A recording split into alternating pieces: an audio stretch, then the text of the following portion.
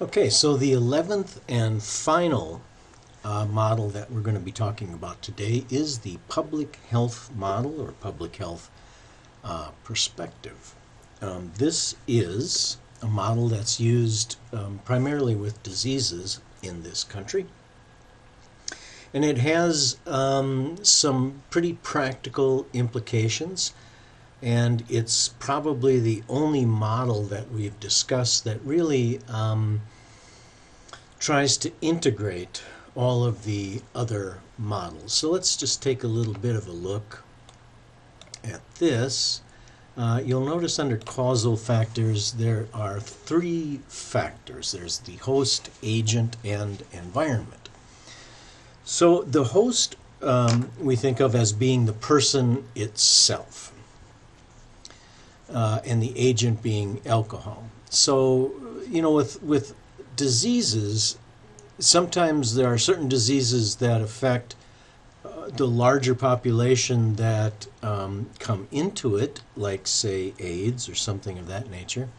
But with addiction, the host is really important because of the individual differences that we don't fully understand yet with people and their interactions with the agent, which of course is alcohol. Could be genetic factors, could be, as we've already discussed, socio-cultural factors, education, and so on and so forth. The environment is also crucial, and we've touched on that in other models. It's, for instance, how available alcohol might be, how acceptable it is in the culture in which we live. It has to do with how often or the hours that it's sold or not sold, and so on and so forth.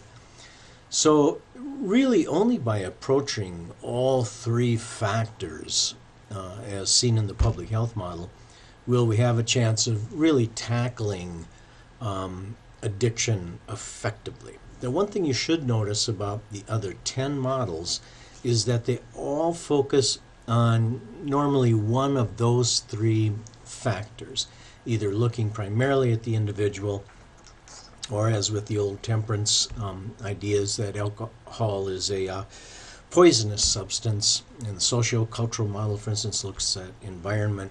But this is truly the only one that tries to integrate it, which is, I think, probably where we're going to be most effective. The problem is, I'm not sure you'll ever see a huge concerted effort to really tackle addiction at that level, and in an effort that's coordinated by one particular organization or group or anything else like that. But this is the only model that really takes addiction for being the multifaceted disease that it really is.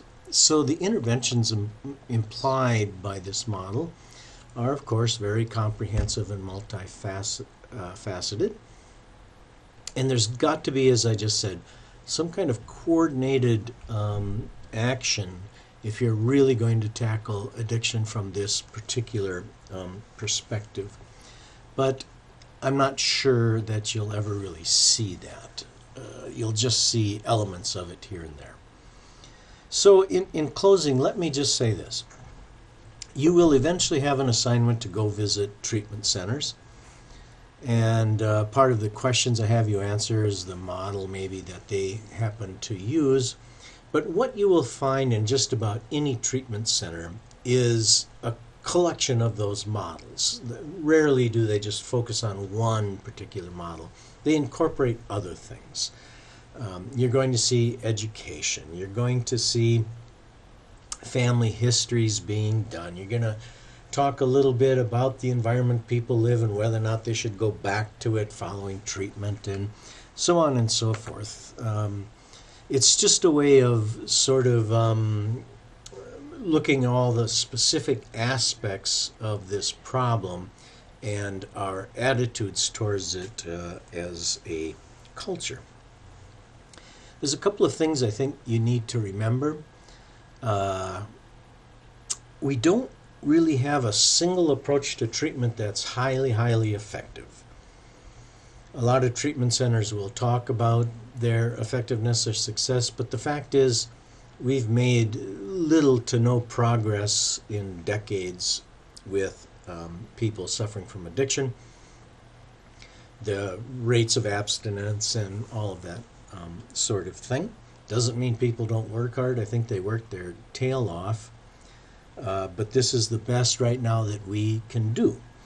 Later on, I'm going to have you look at a video of a well-known man who's going to talk a little bit about what happens to the brain under certain circumstances, and that tends to be where we're focusing right now and probably where our future answers will be.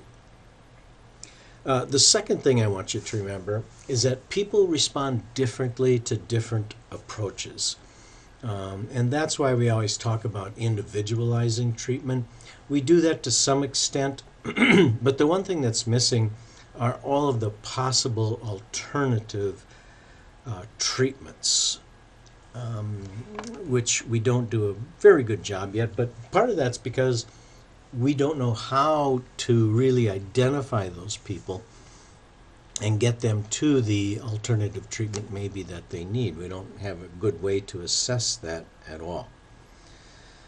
And finally, the more you can match people to the proper kind of treatment, the more likely you are to raise treatment effectiveness and efficiency. So that ends our discussion about models. There is some information of these models in the second chapter of your book, so be sure and look at it. You will be tested, I'm sure, on just these models alone, so I hope it was informative.